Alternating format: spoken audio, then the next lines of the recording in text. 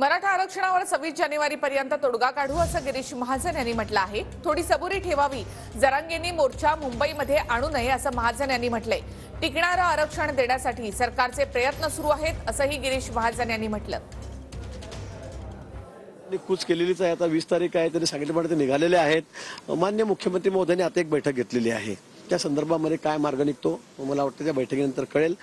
अतिशय अंतिम टप्प्यामध्ये काम आलेलं आहे, मी पुन्हा सांगेल। पण या संदर्भामध्ये आता जरांगे पाटील निघालेले आहेत, 26 जानेवारीला ते या ठिकाणी यायचं म्हणतात। तोपर्यंत मला वाटतं बघू काय मार्ग निघतो। पण टिकणारं आरक्षण जर असेल अगदी कायमस्वरूपी, आणि म्हणून अजूनही वेळ गेलेली नाही, थोडी सबुरी ठेवून मला वाटतं जरांगे पाटलांनी एकदम मोर्चा घेऊनच इकडे येऊ नये, अजून आमची त्यांना विनंती आहे। वेळापूर्वी गिरीश महाजनांनी माध्यमांना प्रतिक्रिया दिली, त्यात ते म्हणाले की मुंबईला यायची गरज नव्हती, मात्र 26 तारखेपर्यंत आम्ही यामध्ये 100% तोडगा काढू असं गिरीश महाजन म्हणतात।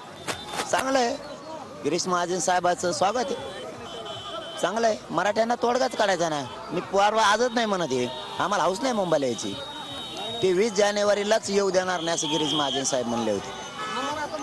आम्हाला हाऊस नाही आहे, अजिबात हाऊस नाही आहे मुंबईला यायची, तुम्ही तोडगा काढा, आम्ही तुमच्यावर गुलाल घेऊन